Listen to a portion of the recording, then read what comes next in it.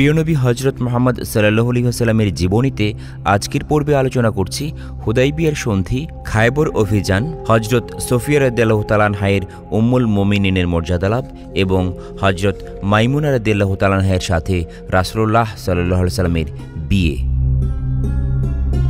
এবারে পাঠ করছি হুদাইবিয়ার সন্ধি। দীর্ঘ প্রায় ৬টি বছর অতিবাহিত হতে চলেছে।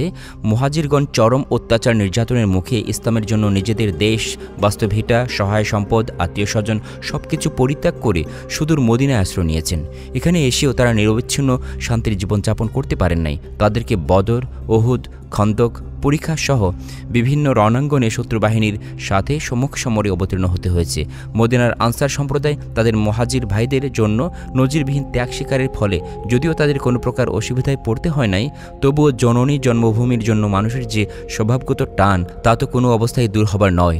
বিশেষত মক্কায় অবস্থিত আল্লাহর ঘর কাবার প্রতি মুসলমান মাত্রই যে ইমানি আকর্ষণ মুহাজিরগণ তা হতে মুক্ত ছিলেন না, অথচ আজ ৬টি বছর পর্যন্ত তারা কাবার ছায়া দর্শন, তাওয়াফ এবং হাজির আসওয়াদ চুম্বন সহ সব কিছু হতেই বঞ্চিত। অতএব আনসার ও মুহাজিরগণ একবার মক্কায় গিয়ে কাবা দর্শন, কাবা তাওয়াফ ও হাজির আসওয়াদ চুম্বন সহ কাবা কেন্দ্রিক অন্য সব ইবাদত সম্পাদনের জন্য উন্মুখ হয়ে ওঠেন। রাসূলুল্লাহ সাল্লাল্লাহু আলাইহি ওয়াসাল্লামও ব্যাকুল চিত্তে এমন একটা সুযোগের জন্য অপেক্ষমান ছিলেন। সাহাবায়ে কেরাম যখন অত্যন্ত ব্যাকুলভাবে জিজ্ঞেস করতেন, ইয়া রাসূলুল্লাহ, কাবার তাওয়াফ কি আমাদের ভাগ্যে ঘটবে না? তিনি সাহাবায়ে কেরামকে সান্ত্বনা দিয়ে বলতেন, নিশ্চয়ই মহান আল্লাহ তোমাদের কাবা দর্শন এবং কাবার তাওয়াফের ব্যবস্থা করে দেবেন। তোমরা ধৈর্য সহকারে অপেক্ষা করো। ইতিমধ্যে ইসলাম তার ১৯ বছর বয়সে প্রবেশ করেছে। এ সময় একদিন রাসূলুল্লাহ সাল্লাল্লাহু আলাইহি ওয়াসাল্লাম স্বপ্ন দেখলেন তিনি সাহাবায়ে কেরামকে নিয়ে নিরাপদে মক্কায় প্রবেশ করে হজ্জ সম্পাদন করছেন এবং কাবার চাবি তার হস্তগত হয়েছে। সাহাবায়ে কেরামের কেউ মাথা মুন্ডন, কেউ কেশাচ্ছাদন করছেন এবং তিনি তাদের সহকারে ওমরা সম্পাদন করছেন। এই স্বপ্নের উল্লেখ করে কোরআন মজিদে ইরশাদ হয়েছে, নিশ্চয়ই আল্লাহ তার রাসূলের স্বপ্ন সত্যি প্রতিপন্ন করবেন। আল্লাহ চাইলে অবশ্যই তোমরা নিরাপদে মসজিদে হারামে প্রবেশ করবে, কেউ কেউ মাথা মণ্ডিত অবস্থায় এবং কেউ কেউ কেশ ছাঁটা অবস্থায়। তোমরা কোনো প্রকার ভয় করবে না, অনন্তর আল্লাহ সেসব বিষয় অবগত আছেন যা তোমরা অবগত নও। অতঃপর এর পশ্চাতেই তিনি আসন্ন বিজয় নির্ধারণ করে রেখেছেন। সূরা ফাতহ পারা ২৬। রাসূল আকরাম সাল্লাল্লাহু আলাইহি ওয়াসাল্লাম সাহাবায়ে কেরামের নিকট তার স্বপ্নের কথা বর্ণনা করেন। এতে সাহাবায়ে কেরাম বিশেষত মুহাজিরদের মনে আনন্দের হিল্লোল বয়ে যায়। তারা স্বদেশ, আত্মীয়স্বজন, পরিত্যক্ত বাস্তবভিটা, বিশেষ করে কাবা শরীফ দেখতে পাবে। এই আনন্দে উদ্বেলিত রাসূলুল্লাহ সাল্লাল্লাহু আলাইহি ওয়াসাল্লাম সবাইকে উমরার জন্য প্রস্তুত হতে নির্দেশ জারি করেন। আনসার ও মুহাজিরদের এক বিরাট দল উমরা পালনের প্রস্তুতি গ্রহণ করেন। মহিলাদের মধ্যে কেবল উম্মে সালামা, উম্মে হানি, উম্মে উমারা উমরার উদ্দেশ্যে গমনকারী দলে শামিল ছিলেন। এ সময় রাসূলুল্লাহ সাল্লাল্লাহু আলাইহি ওয়াসাল্লাম মদিনার শাসনভার সাহাবী হযরত আব্দুল্লাহ ইবনে উম্মে মাখতুমের উপর অর্পণ করে যান। ৬ষ্ঠ হিজরি সনের জিলকদ মাসে রাসূলুল্লাহ সাল্লাল্লাহু আলাইহি ওয়াসাল্লাম ১৪০০ মতান্তরে ১৫০০ সঙ্গে নিয়ে উমরা উদ্দেশ্যে মক্কা অভিমুখে যাত্রা করেন। যাত্রার প্রাক্কালে তিনি উমরার গমনকারী সবাইকে বুঝিয়ে বলেন, আমরা শুধু উমরার উদ্দেশ্যে গমন করছি, যুদ্ধবিগ্রহ বা রাজনীতির সাথে এর কোনো সম্পর্ক নাই। সুতরাং কেউ কোনো প্রকার যুদ্ধাস্ত্র সঙ্গে বহন করবে না, শুধু আত্মরক্ষার্থ একখানা খাপবদ্ধ তরবারি এবং তুনবদ্ধ তীর সঙ্গে করে নিয়ে যেতে পারো। হযরত ওমর রাদিয়াল্লাহু তাআলা আনহু আবু সুফিয়ানের পক্ষ হতে আক্রমণ প্রবল আশঙ্কা প্রকাশ করা সত্ত্বেও রাসূলুল্লাহ সাল্লাল্লাহু আলাইহি ওয়াসাল্লাম আত্মরক্ষার্থ খাপবদ্ধ তরবারি এবং তুনবদ্ধ তীর ব্যতীত অন্য কোনো যুদ্ধাস্ত্র বহনের অনুমতি দেন নাই। তিনি বলেন, আমরা যুদ্ধ নয়, উমরার উদ্দেশ্যে যাচ্ছি। কোরবানির জন্য ৭০টি ওটও সঙ্গে লওয়া হয়। প্রয়োজনীয় প্রস্তুতি শেষে রাসূলুল্লাহ সাল্লাল্লাহু আলাইহি ওয়াসাল্লাম নির্দিষ্ট দিনক্ষণে মক্কা শরীফের উদ্দেশ্যে রওনা করেন। তিনি উমরার উদ্দেশ্যে যাচ্ছেন শুনে ইসলামে নবদীক্ষিত মদিনার পার্শ্ববর্তী গোত্রগুলো তার সহযাত্রী হবার জন্য মেতে ওঠে। কিন্তু কোনো প্রকার উত্তেজনাকর পরিস্থিতির উদ্ভব ঘটলে এদেরকে সামনে রাখা মুশকিল হবে, তাই তাদেরকে বুঝিয়ে সুঝিয়ে বাড়িত করা হয়। তিনি আরও ভাবলেন, বেদুইন গোত্রগুলোকে সঙ্গে নিলে কুরাইশরা মনে করতে পারে মুসলমানরা সদল বলে মক্কা আক্রমণ করার উদ্দেশ্যে আসছে। এই ভাবনা থেকে এ যাত্রা উমরা উদ্দেশ্যে মক্কা শরীফে গমনে বেদুইন গোত্রগুলোকে বাড়িত করা হয়। রাসূলুল্লাহ সাল্লাল্লাহু আলাইহি ওয়াসাল্লামের নেতৃত্বে মুসলমানগণ কোনো যুদ্ধবিগ্রহ নয়, বরং উমরার উদ্দেশ্যে গমন করছেন। এই নিদর্শন স্বরূপ কোরবানির পশুগুলোকে সাজিয়ে গুছিয়ে দেওয়া হয়। এরূপ করার আরেকটা উদ্দেশ্য ছিল মুসলমানরা যুদ্ধবিগ্রহের উদ্দেশ্যে আসছে কাফেররা যেন এমন কোনো সন্দেহ না করতে পারে। প্রাক ইসলাম যুগে আরবে রজব, জিলকদ, জিলহজ ও মুহররম মাসকে অত্যন্ত সম্মানের দৃষ্টিতে দেখা হতো। তাই এ ৪ মাস আরবরা কোনো প্রকার যুদ্ধবিগ্রহ করা মহা অপরাধ বলে বিবেচনা করত। এ ৪ মাস অত্যন্ত শান্তি স্বস্তিতে কাবার জিয়ারত ও ব্যবসা বাণিজ্য চলত। শত্রুমিত্র নির্বিশেষে কাবার জিয়ারত ও তওয়াফ করে স্বদেশে চলে যেতে পারত। কেউ কোনো প্রকার বাধা বিঘ্ন আরোপ করত না, বরং তা মহাপাপের কাজ বলে মনে করত। রাসূলুল্লাহ সাল্লাল্লাহু আলাইহি সাল্লাম কাসওয়া অষ্ট্রীয় পৃষ্ঠে আরোহণ করে সাহাবায়ে কেরাম সমভিবেহারে জুলহুলাইফায় উপনীত হন এবং জোহরের নামাজ আদায় করেন। এখানে তিনি ও সাহাবায়ে কেরাম এহরাম বাঁধেন। জহফায় গিয়ে তালবিয়া পাঠ শুরু করেন। ১৫০০ লোকের তালবিয়া ধ্বনিতে দিগন্ত কেঁপে উঠতে লাগল। রাসূলুল্লাহ সাল্লাল্লাহু আলাইহি সাল্লাম ওসফান নামক স্থানে উপনীত হলে বেশর বিন সুফিয়ান এসে খবর দিল কুরাইশরা রাসূলুল্লাহ সাল্লাল্লাহু আলাইহি সাল্লামের মক্কা অভিমুখে যাত্রার সংবাদ পেয়ে তাঁকে ও মুসলমানদেরকে বাধা দেওয়ার উদ্দেশ্যে সর্বাত্মক প্রস্তুতি গ্রহণ করছে। এই সংবাদ পেয়ে রাসূল আকরাম সাল্লাল্লাহু আলাইহি সাল্লাম উদ্ভূত পরিস্থিতিতে কর্মপন্থা নির্ধারণের উদ্দেশ্যে সাহাবায়ে কেরামের পরামর্শ আহ্বান করেন। হযরত আবু বকর রাদিয়াল্লাহু তাআলা আনহু বললেন, ইয়া রাসূলুল্লাহ, আমরা কোন প্রকার যুদ্ধবিগ্রহ নয়, বরং উমরা আদায়ের উদ্দেশ্যে এসেছি। সুতরাং বায়তুল্লাহর জিয়ারতে বাধাপ্রাপ্ত হলে অতি অবশ্যই যুদ্ধ করব। এরপর রাসূল আকরাম সাল্লাল্লাহু আলাইহি ওয়াসাল্লাম সম্মুখে অগ্রসর হলে সানিয়াতুল মেরার এলাকা অতিক্রম করে হুদাইবিয়া নামক স্থানে একটি কূপের নিকট শিবির স্থাপন করেন। সন্ধির প্রস্তাব। হুদাইবিয়ার শিবির স্থাপনের পর রাসূল আকরাম সাল্লাল্লাহু আলাইহি সাল্লাম খুজাইয়া গোত্রপ্রধান বোদায়ুল বিন অরকার মারফত কাবা জিয়ারতে কাফেরদের বাধা প্রদানের বিষয়ে পূর্ণ অবগত হন। খুজাইয়া গোত্র যদিও তখন ইসলাম গ্রহণ করে নাই, কিন্তু রাসূলুল্লাহ সাল্লাল্লাহু আলাইহি সাল্লামের সঙ্গে তাদের বিশেষ সখ্যতা ছিল, যে কারণে খুজাইয়া গোত্র প্রধান উহুদ যুদ্ধে মুসলমানদের অপ্রত্যাশিত ক্ষয়ক্ষতিতে সমবেদনা জ্ঞাপনের উদ্দেশ্যে মদিনায় রাসূলুল্লাহ সাল্লাল্লাহু আলাইহি সাল্লামের দরবারে গমন করেছিল। খুজাইয়া বংশীয়রাই পরীক্ষার যুদ্ধের পূর্বে কুরাইশ ও তাদের মিত্র গোত্রগুলোর বিশাল যুদ্ধপ্রস্তুতির সংবাদ পূর্বাহ্ন মদিনায় পৌঁছেছিল। এবারও খোজাইয়া বংশীয়রাই কুরাইশদের রাসূলুল্লাহ সাল্লাল্লাহু আলাইহি সাল্লামকে মক্কা প্রবেশে বাধা দানের প্রস্তুতির খবর সরবরাহ করে। বুদাইল বলল, আমি কুরাইশ নেতৃবৃন্দকে প্রস্তুতি নিতে দেখে এসেছি। তারা কোনো অবস্থায় আপনার মক্কা শরীফে প্রবেশ করতে দেবে না। এর জন্য তারা যুদ্ধের ঝুঁকি গ্রহণেও প্রস্তুত।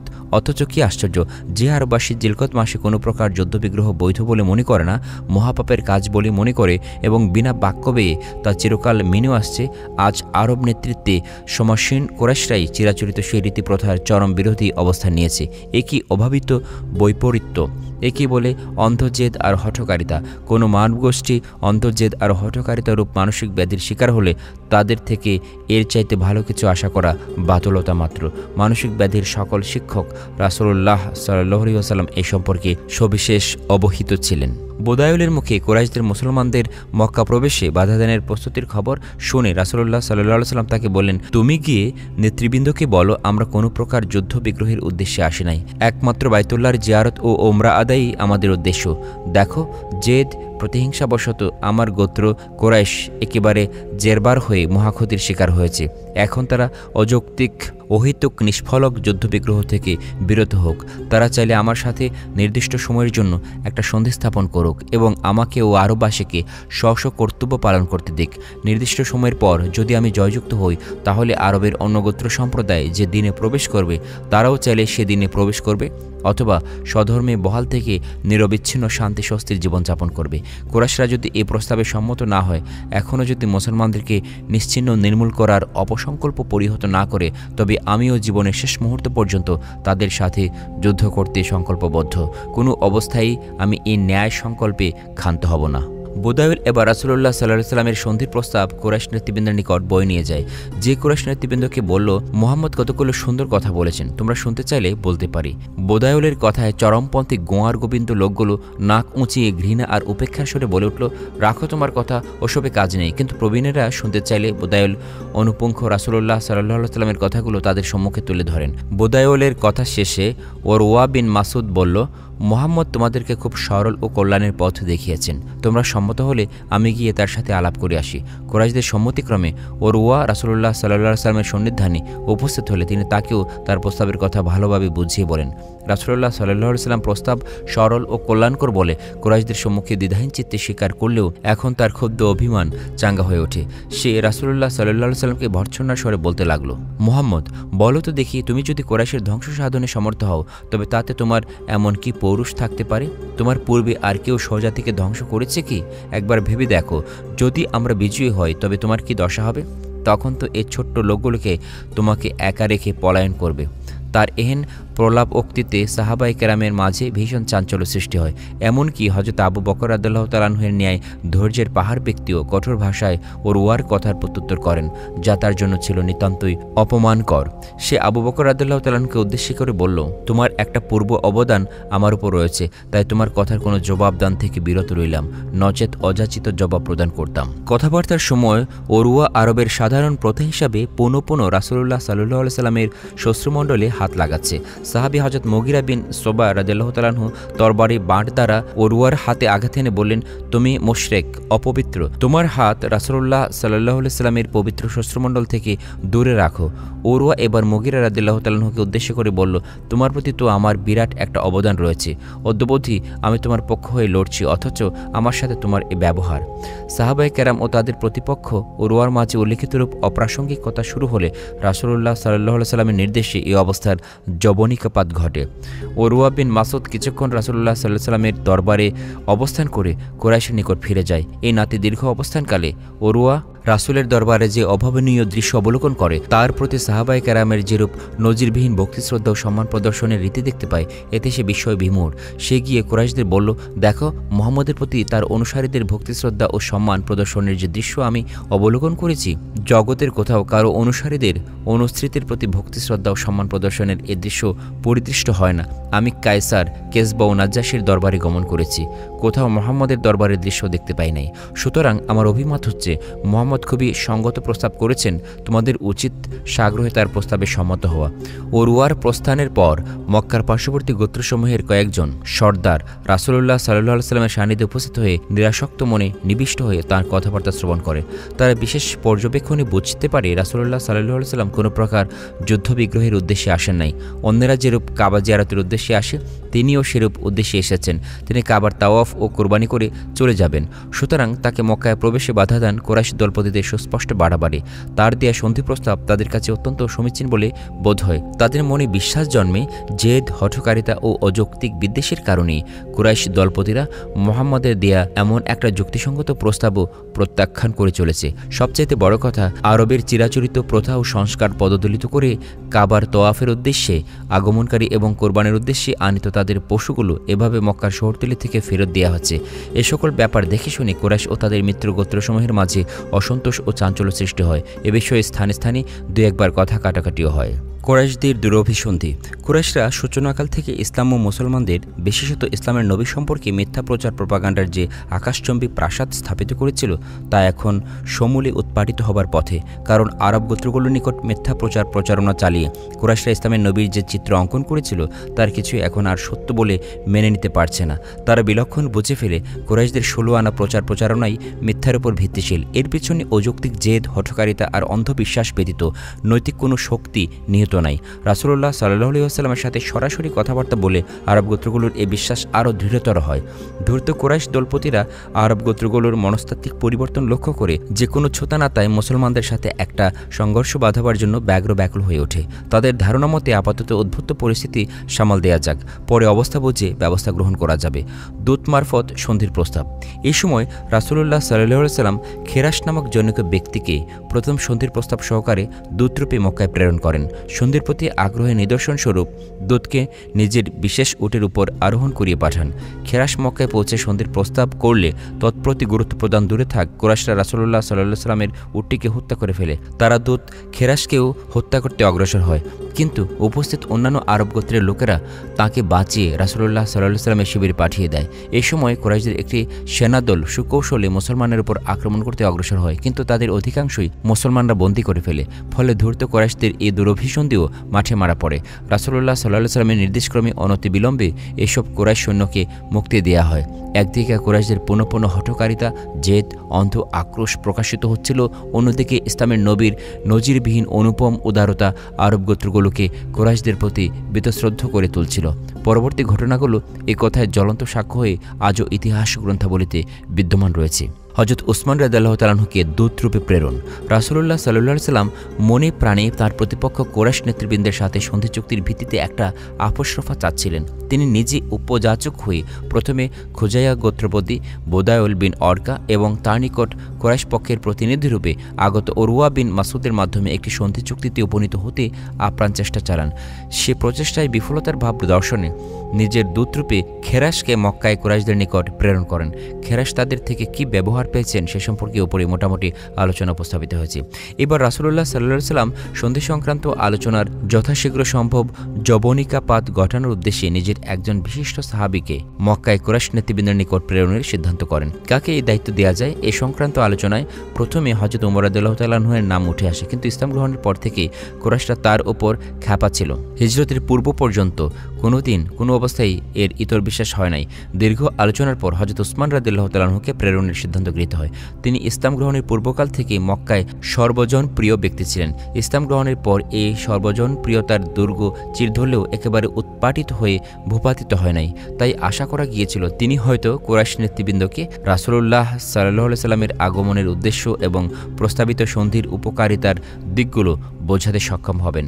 হযরত উসমান রাদিয়াল্লাহু তাআলা আনহু মক্কায় গিয়ে কুরাইশ নেতৃবৃন্দকে বোঝাতে প্রয়াস পেলেন যে রাসূলুল্লাহ সাল্লাল্লাহু আলাইহি সাল্লাম যুদ্ধবিগ্রহ নয়, বরং শুধু উমরার উদ্দেশ্যে আগমন করেছেন। এর সপক্ষে যুক্তিস্বরূপ কুরাইশ নেতৃবৃন্দকে বললেন, যদি তিনি যুদ্ধবিগ্রহের জন্যই আসবেন তাহলে কোরবানির পশু সঙ্গে আনবেন কেন?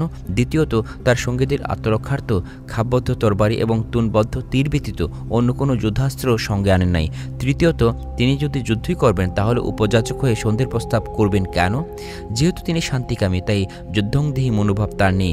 তোমরাও যাতে শান্তিতে জীবনযাপন করে আরামের নিজ যেতে পারো আর তিনিও নির্বিঘ্নে নিজের কাজ করে যেতে পারেন, এ সদুদ্দেশ্যে প্রণীত হয়েই তিনি উপযাচক হয়ে সন্ধির প্রস্তাব করেছেন।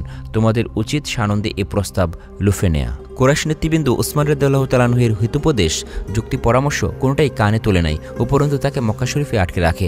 তার প্রত্যাগমনে অভাবিত বিলম্ব মুসলমান শিবিরে চাঞ্চল্য সৃষ্টি করে। যত সময় গড়াচ্ছে ততই এই চাঞ্চল্য বাড়ছে। এক পর্যায়ে গুজব রটল কুরাইশরা হযরত উসমান রাদিয়াল্লাহু তাআলা আনহুকে হত্যা করেছে। কুরাইশদের পূর্বাপর আচরণে তারা যে এমন একটা অমানবিক অঘটন ঘটাতে পারে তা বিশ্বাস করার যথেষ্ট কারণও বিদ্যমান ছিল। বায়াতে রেদওয়ান।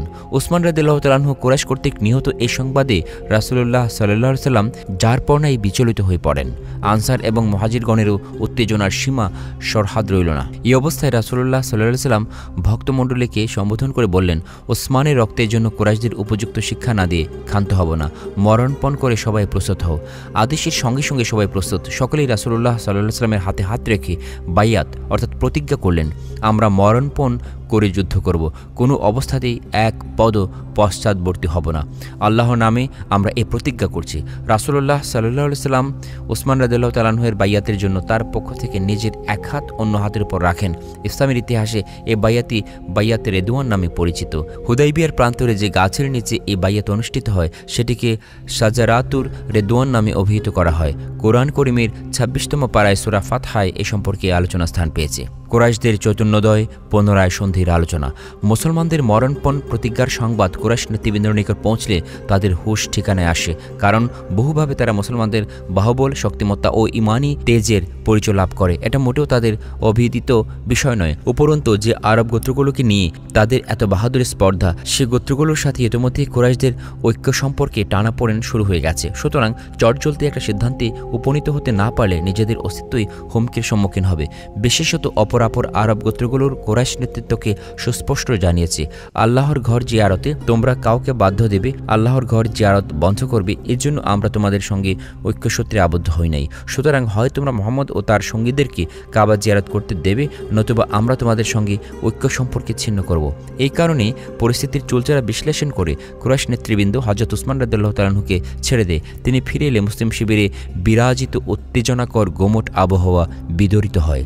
প্রথম থেকে যদিও কুরাইশরা রাসূলুল্লাহ সাল্লাল্লাহু আলাইহি সাল্লাম প্রস্তাবিত সন্ধি চুক্তির বিপক্ষে অনড় অবস্থান নিয়েছিল, এবার তাদের দম্ভ অহংকারের দুর্গ প্রাচীরে ফাটল ধরে। পরিস্থিতির চুলচেরা সূক্ষ্ম বিশ্লেষণ শেষে তারা সন্ধির বিষয়ে আলোচনার উদ্দেশ্যে কয়েকজন সঙ্গী সাথী সহ সোহাইল বিন আমরকে রাসূলুল্লাহ সাল্লাল্লাহু আলাইহি সাল্লাম সমীপে প্রেরণ করে। সোহাইল বিন আমর ও তার সঙ্গীরা আলোচনার শুরুতেই বলে ওঠে, এবার উমরা না করে এখান থেকে ফেরত যেতে হবে, নতুবা আরববাসী বলবি মোহাম্মদ জোরপূর্বক উমরা করে গেছে। এই অপমান আমাদের সহ্যাতীত। কিন্তু যারা সত্যের জন্য বিসর্জন দিতে মানুষের সবচাইতে মায়ের ধন জীবন হাতে নিয়ে বসে আছে, তাদের পক্ষে এই স্পর্ধাসূচক উক্তি সহজে হজম করার ছিল না। চতুর্দিকে ক্ষুধাজনিত অস্পষ্ট উক্তি শ্রুত হচ্ছিল, কিন্তু রাসূলুল্লাহ সাল্লাল্লাহু আলাইহি সাল্লাম সবাইকে সান্ত্বনা দিয়ে বললেন, ন্যায়ের নামে, শান্তির নামে, আত্মীয়তার নামে কুরাইশ আমার নিকট যে দাবি করবে আমি তাই মেনে নিব। তিনি সোহাইলের উদ্দেশ্যে বললেন, আমি তোমার এই শর্ত মেনে নিচ্ছি। অতঃপর দীর্ঘ আলোচনা ও বাদ প্রতিবাদ শেষে স্থিরীকৃত কিছু শর্তে সন্ধি চুক্তি স্থাপনের সিদ্ধান্ত গৃহীত হয়। সন্ধির শর্তসমূহ: ১. এই বছর মুসলমানদেরকে হুদাইবিয়া থেকেই ফিরে যেতে হবে, মক্কায় প্রবেশ করতে পারবেন না। ২. আগামী বছর তারা ওমরা করতে আসবেন, তবে ৩ দিনের বেশি মক্কা শরীফে অবস্থান করতে পারবেন না। ৩. পথিকদের জন্য যতটুকু আবশ্যক এর চাইতে বেশি কোনো অস্ত্রশস্ত্র মুসলমানগণ সঙ্গে বহন করতে পারবেন না, তাও কোষবদ্ধ থাকতে হবে। যে ৩ দিন মুসলমানগণ মক্কায় অবস্থান করবেন, সেই ৩ দিন কুরাইশরা মক্কার বাইরে গিয়ে অবস্থান করবে। ৪. মক্কায় যেসব মুসলমান রয়েছেন, মুহাম্মদ তাদেরকে মদিনায় নিয়ে যেতে পারবেন না। তার সঙ্গীদের কেউ মক্কায় যেতে চাইলে তিনি তাকে বারণ করতে পারবেন না। ৫. কোনো মুসলমান পুরুষ মক্কায় চলে আসলে কুরাইশরা তাকে ফেরত দিতে বাধ্য থাকবে না। পক্ষান্তরে মক্কার কোনো মুসলমান অমুসলমান পুরুষ মদিনায় চলে গেলে মুসলমানগণ তাকে কুরাইশদের নিকট হস্তান্তর করতে বাধ্য থাকবে। ৬. এই সন্ধি চুক্তির পক্ষদ্বয় অতঃপর কেউ কারো সাথে শত্রুতা আচরণ করবে না। ১০ বছর পর্যন্ত যুদ্ধবিগ্রহ বন্ধ থাকবে, পক্ষদ্বয় পরস্পরকে আক্রমণ করতে পারবে না। ৭. অপরাপর আরব গোত্রসমূহ স্বেচ্ছায় আলোচ্য সন্ধি চুক্তির পক্ষদের যে কোনো পক্ষে যোগদানের অধিকার সংরক্ষণ করে। রাসূলুল্লাহ সাল্লাল্লাহু আলাইহি সাল্লাম কুরাইশদের উল্লিখিত সব শর্তই মেনে নেন। আপাত দৃষ্টিতে যা ছিল নিতান্তই অসম্মানজনক। একমাত্র হযরত আবু বকর রাদিয়াল্লাহু তাআলা আনহু ব্যতীত সকলেই উক্তরূপ অসম্মানজনক শর্তে সন্ধি চুক্তি করায় ক্ষুব্ধ মনোভাব প্রকাশ করতে থাকেন। সবচাইতে ক্ষুব্ধ হন হযরত ওমর রাদিয়াল্লাহু তাআলা আনহু। রাসূলুল্লাহ সাল্লাল্লাহু আলাইহি সাল্লাম বুঝিয়ে সুজিয়ে সবাইকে শান্ত করেন। সন্ধিপত্র লেখার ধরন নিয়ে বিরোধ। সন্ধির শর্তসমূহ স্থিরীকৃত হবার পর এবার তা লিপিবদ্ধ করার পালা। এই কার্য সম্পাদনের ভার হযরত আলী রাদিয়াল্লাহু তাআলা আনহুর উপর অর্পিত হয়। রাসূলুল্লাহ সাল্লাল্লাহু আলাইহি সাল্লামের বাতলানো মতে আলী রাদিয়াল্লাহু তাআলা আনহু লেখেন, বিসমিল্লাহির রহমানির রহিম। কুরাইশ প্রতিনিধি সোহাইল প্রতিবাদ করে বলল, তোমাদের রহমানকে আমরা চিনি না। আমাদের চিরাচরিত রীতি অনুসারে বিসমিকা আল্লাহুমা, হি আল্লাহ আপনার নামে লেখো। রাসূলুল্লাহ সাল্লাল্লাহু আলাইহি সাল্লাম কুরাইশ প্রতিনিধির এ দাবি মেনে নেন। তারপর লেখা হলো, আল্লাহর রাসূল মুহাম্মদ ও কুরাইশ প্রতিনিধি সোহাইলের মাঝে এই মর্মে সন্ধি। সোহাইল এতে আপত্তি উত্থাপন করে বলল, আমরা আপনাকে আল্লাহর রাসূল বলে যদি স্বীকারই করব, তবে আপনার সাথে এত বিরোধ বিভেদ কিসের? তাই মুহাম্মদ বিন আবদুল্লাহ লিখতে হবে। রাসূলুল্লাহ সাল্লাল্লাহু আলাইহি সাল্লাম বললেন, আমি আল্লাহর রাসূল সত্য বটে, আবদুল্লাহর পুত্র এটাও মিথ্যা নয়। তিনি আলী রাদিয়াল্লাহু তাআলা আনহুকে বললেন, মুহাম্মদ রাসূলুল্লাহ স্থলে মুহাম্মদ ইবনে আবদুল্লাহ লেখো। হযরত আলী রাদিয়াল্লাহু তাআলা আনহু কিছুতেই এটা করতে স্বীকৃত হলেন না। অবশেষে তিনি আলী রাদিয়াল্লাহু তাআলা আনহুর দেখানো মতে রাসূলুল্লাহ শব্দটি নিজে কলম দিয়ে কেটে দেন। এবার মুসলমানগণ চতুর্দিক থেকে আর্তনাদ করে নিজেদের ক্ষুদ্র অভিমান প্রকাশ করতে থাকেন। অবশেষে সন্ধিপত্র লেখা হয়ে গেল। উভয় পক্ষের প্রতিনিধি তাতে সই করেন। সন্ধি শর্তের সপ্তম ধারা অনুসারে বনু খোজায়া মুসলমানদের সাথে এবং বনু বকর কুরাইশদের সাথে মিত্রতা সূত্রে আবদ্ধ হয়। কোরআনের ২৬তম পারায় সূরা ফাতিহায় এই সন্ধিকে ফাতহুম মুবিন, সুস্পষ্ট বিজয় বলে অভিহিত করা হয়েছে। আবু জন্দেলের উপস্থিতি। সোহাইলের নেতৃত্বে কুরাইশ প্রতিনিধি দল ও রাসূলুল্লাহ সাল্লাল্লাহু আলাইহি সাল্লাম এর মধ্যে দীর্ঘ আলোচনা শেষে সন্ধির শর্তসমূহ স্থিরীকৃত হয়ে লিপিবদ্ধ হবার সিদ্ধান্ত গৃহীত হয়। সন্ধিপত্র লেখার প্রস্তুতি চলছে। এমন সময় আবু জন্দল নামক জনৈক মুসলমান লৌহ শৃঙ্খলবদ্ধ অবস্থায় আলোচনা সভায় উপস্থিত হয়। স্মর্তব্য এই আবু জন্দল কুরাইশ প্রতিনিধি সোহাইলের পুত্র। ইসলাম গ্রহণের অপরাধে আত্মীয়বর্গ তাকে লৌহ শৃঙ্খল আবদ্ধ করে অত্যাচার নির্যাতন চালাচ্ছিল। উদ্দেশ্য ইসলাম ত্যাগে বাধ্য করা। আবু জন্দলকে দেখেই সোহাইল বলে উঠল, মুহাম্মদ সন্ধি শর্ত রক্ষার প্রথম পরীক্ষা সমুপস্থিত। শর্ত অনুসারে আপনি আবু জন্দলকে কুরাইশদের হস্তে সমর্পণ করতে বাধ্য। রাসূলুল্লাহ সাল্লাল্লাহু আলাইহি সাল্লাম অনেকভাবে সোহাইলকে বোঝালেন, আবু জন্দলকে ফেরত দানের দাবি পরিত্যাগ করতে অনুরোধ করলেন, কিন্তু সোহাইল কিছুতেই মানতে রাজি নয়। তখন নিতান্ত অনিচ্ছা সত্ত্বেও রাসূল আকরাম সাল্লাল্লাহু আলাইহি সাল্লাম আবু জন্দলকে মক্কায় ফিরে যেতে বলেন। সাহাবায়ে কেরাম এ করুণ দৃশ্য দুর্যোগে দেখতে পারছিলেন না। তারা উত্তেজিত হয়ে ওঠেন। আবু জন্দল রাসূলুল্লাহ সাল্লাল্লাহু আলাইহি সাল্লাম ও সাহাবায়ে কেরামকে তার শরীরের ক্ষতস্থানসমূহ দেখিয়ে বলছেন, এই অবস্থায় আমাকে কুরাইশদের হাতে ফিরিয়ে দেওয়া হচ্ছে, সেখানে ইসলাম ত্যাগের জন্য আমার উপর পুনরায় অত্যাচার চলতে থাকবে। রাসূলুল্লাহ সাল্লাল্লাহু আলাইহি ওয়াসাল্লাম তখন গভীর বেদনাহত স্বরে আবু জন্দলকে উদ্দেশ্য করে বললেন, আবু জন্দল, তোমার পরীক্ষা নিতান্তই কঠিন। সন্দেহ নাই, আল্লাহর নামে ধৈর্য ও শক্তি সঞ্চয় করে এসব সয়ে যাও। মহান আল্লাহ খুব শীঘ্রই তুমি ও তোমার ন্যায় উৎপীড়িত অত্যাচারিত মুসলমানদের মুক্তির একটা উপায় বের করে দিবেন। আমরা এইমাত্র সন্ধির শর্ত স্থির করেছি, তাই এর অমর্যাদা করা অসম্ভব। এই বলে রাসূলুল্লাহ সাল্লাল্লাহু আলাইহি ওয়াসাল্লাম আবু জন্দলকে কুরাইশদের নিকট সমর্পণ করেন। উতবার ঘটনা। হিজরতের পরে যেসব মুসলমান কোনো কারণে মদিনায় রয়ে গিয়েছিলেন অথবা মক্কায় থেকে ইসলাম গ্রহণ করেছিলেন, তারা যে কুরাইশ ও তাদের সহযোগীদের কর্তৃক কিরূপ অত্যাচারিত ও নির্যাতিত হচ্ছিলেন, হুদাইবিয়ার সন্ধি প্রসঙ্গে আলোচিত আবু জন্দলের ঘটনায় এ সত্য প্রমাণের জন্য যথেষ্ট। হুদাইবিয়ার সন্ধি শেষে রাসূলুল্লাহ সাল্লাল্লাহু আলাইহি ওয়াসাল্লাম সবেমাত্র মদিনায় প্রত্যাবর্তন করেছেন। তখন উতবা নামক জনৈক মুসলমান কোনো প্রকারে কুরাইশদের বন্দিশালা হতে পালিয়ে মদিনায় রাসূলের দরবারে উপনীত হয়। তাকে দেখেই রাসূলুল্লাহ সাল্লাল্লাহু আলাইহি ওয়াসাল্লাম বলেন, উতবা, তোমাকে মক্কায় ফেরত যেতে হবে। ইসলামে প্রতিজ্ঞাভঙ্গ ও বিশ্বাসঘাতকতার কোনো স্থান নেই। উতবা মদিনায় গেছেন। এ কথা জানতে পেরে কুরাইশরা দুইজন দূত মদিনায় পাঠিয়ে সন্ধি শর্ত অনুসারে উতবাকে তাদের হস্তে সমর্পণের দাবি জানায়। রাসূলুল্লাহ সাল্লাল্লাহু আলাইহি ওয়াসাল্লাম উতবাকে ধৈর্য ধারণের উপদেশ দিয়ে কুরাইশ দূতদের সঙ্গে মক্কায় পাঠিয়ে দেন। পথিমধ্যে এক জায়গায় বসে তারা বিশ্রাম করছিল। এ সময় উতবা রাদিয়াল্লাহু তাআলা আনহু বিশেষ কৌশলে কুরাইশ দূতদের তরবারি হস্তগত করে তাদের একজনকে এক আঘাতে নিহত করে ফেলেন। অন্য ব্যক্তি পালিয়ে প্রাণ রক্ষা করে এবং মদিনায় গিয়ে রাসূলুল্লাহ সাল্লাল্লাহু আলাইহি ওয়াসাল্লামকে এই সংবাদ অবহিত করে। কিছুক্ষণের মধ্যে উতবা রাদিয়াল্লাহু তাআলা আনহু ও উলঙ্গ তরবারি হস্তে রাসূলুল্লাহর দরবারে উপস্থিত হয়ে বললেন, ইয়া রাসূলুল্লাহ, আপনি প্রতিজ্ঞা রক্ষা করেছেন, আর আমি কুরাইশদের দিকে নিজের ইসলাম রক্ষার উপায় করে নিয়েছি। উতবার কথায় রাসূলুল্লাহ সাল্লাল্লাহু আলাইহি ওয়াসাল্লাম যুগপৎ দুঃখ ও অসন্তোষ প্রকাশ করতে লাগলেন। উতবা রাদিয়াল্লাহু তাআলা আনহু ভেবেছিলেন রাসূলুল্লাহ সাল্লাল্লাহু আলাইহি ওয়াসাল্লাম সন্ধির শর্ত পালন করে আমাকে কুরাইশদের হস্তে সমর্পণ করেছেন, এখন তার দায়িত্ব শেষ হয়ে গেছে, তাই তিনি নির্বিঘ্নে মদিনায় থেকে যেতে পারতেন। কিন্তু রাসূলুল্লাহ সাল্লাল্লাহু আলাইহি ওয়াসাল্লাম দুঃখ ও অসন্তোষ প্রকাশ দৃষ্টি উতবার সে ভ্রম দূর হয়। এবার তিনি বুঝে ফেললেন কুরাইশরা এলে তাকে পুনরায় মক্কায় ফিরে যেতে হবে। এই ফিরে যাওয়ার পরিণতি যে কি হতে পারে তাও তার বুঝতে বাকি রইল না। সুতরাং কাল বিলম্ব না করে উতবা রাদিয়াল্লাহু তাআলা আনহু মদিনা হতে পালিয়ে সমুদ্র উপকূলস্থ ইশ নামক স্থানে এক সুরক্ষিত উপত্যকায় আশ্রয় নেন। উতবার সঙ্গোপনে এসে অবস্থানের খবর মক্কায় উৎপীড়িত মুসলমানদের নিকটও পৌঁছে যায়। নানা কৌশলে তাদের অনেক পালিয়ে এসে উতবা রাদিয়াল্লাহু তাআলা আনহুর সঙ্গে মিলিত হতে লাগলেন। এভাবে মক্কা থেকে পলাতক মুসলমানদের দল ভারী হতে থাকে। একসময় এসব মুসলমান কুরাইশদের বাণিজ্য পথে হানা দিতে থাকেন। এ দলের গুপ্ত আক্রমণে কুরাইশরা বিশেষত বিব্রত হয়ে ওঠে। তাদের ব্যবসা বাণিজ্য লাটে ওঠার উপক্রম হয়, অথচ ব্যবসা বাণিজ্য তাদের জীবিকা অর্জনের একমাত্র মাধ্যম। এসে পলাতক মুসলমান দলের উপর্যুপরি আক্রমণে অতিষ্ঠ হয়ে অবশেষে কুরাইশরা মদিনায় দূত পাঠিয়ে অনুরোধ ও প্ররোধ জানিয়ে হুদাইবিয়ার সন্ধির পঞ্চম শর্তটি প্রত্যাহার করে নেয়। এরপর থেকে দলে দলে নির্যাতিত মুসলমানগণ মদিনায় হিজরত করতে থাকেন। এই দলে হযরত আবু জন্দলও ছিলেন। পুরুষদের ন্যায় বহু নির্যাতিত মুসলিম মহিলাও মদিনায় হিজরত করেন। কুরাইশরা তাদেরকেও ফেরতদানের দাবি জানায়, কিন্তু সন্ধির শর্তে শুধু পুরুষের উল্লেখ থাকায় কুরাইশদের দাবি অগ্রাহ্য হয়। হুদাইবিয়ার সন্ধির সুফল। হুদাইবিয়ার সন্ধির শর্তসমূহ আপাতদৃষ্টিতে হেয়জনক। যে কোনো সাধারণ বুদ্ধির মানুষও এই শর্তগুলোর উপর একবার ভাষা দৃষ্টি ফেললে বলবে এই সন্ধি নিতান্তই পরাজিত মানসিকতা সুলভ। সাহাবায়ে কেরামের মধ্যে একমাত্র হযরত আবু বকর রাদিয়াল্লাহু তাআলা আনহু ছাড়া সবাই হুদাইবিয়া সন্ধির শর্তসমূহকে অপমানজনক বলে মনে করেছিলেন। অথচ কোরআন কারীম মানবীয় দৃষ্টিতে এই অপমান আর হেয়তা শিকারকেই ফাতজুন আজিম, মহাবিজয়, মহাসাফল্য বলে অভিহিত করা হয়েছে। পরবর্তী ঘটনাবলী কোরআনের উক্ত ঘোষণা অক্ষরে অক্ষরে সত্য প্রমাণিত হয়েছে। কারণ হুদাইবিয়ার সন্ধির মধ্য দিয়ে কুরাইশ ও তাদের সহযোগী গোত্রসমূহের হিংসা, বিদ্বেষ, দুর্ধর্ষতা, অমানবিকতা রাসূলুল্লাহ সাল্লাল্লাহু আলাইহি ওয়াসাল্লামের ক্ষমা ও শান্তপ্রিয়তার কাছে সম্পূর্ণরূপে পরাজিত হয়েছে। অনেকেই চিন্তা করতে শুরু করলো এর যাবৎ তারা কুরাইশদের প্ররোচনা যা করে আসছে তা খুবই মন্দ হয়েছে। যে ব্যক্তি এবং তার অনুসারীদের তাদের নিজেদের মহাশত্রু ভেবে বিধ্বস্ত বিপর্যস্ত করে আসছে তারা তো আসলে তাদের হিতাকাঙ্ক্ষী। বর্তমানে তিনি যথেষ্ট শক্তিশালী, শক্তি প্রয়োগে নিজের অধিকার প্রতিষ্ঠা বা প্রতিশোধ গ্রহণের শক্তি ক্ষমতা তার রয়েছে। এতদূর সত্ত্বেও শান্তি প্রতিষ্ঠার মহৎ উদ্দেশ্যে তিনি হেয়তাজনক শর্তে প্রতিপক্ষের সাথে সন্ধি চুক্তিতে উপনীত হতে কুণ্ঠাবোধ করেন নাই।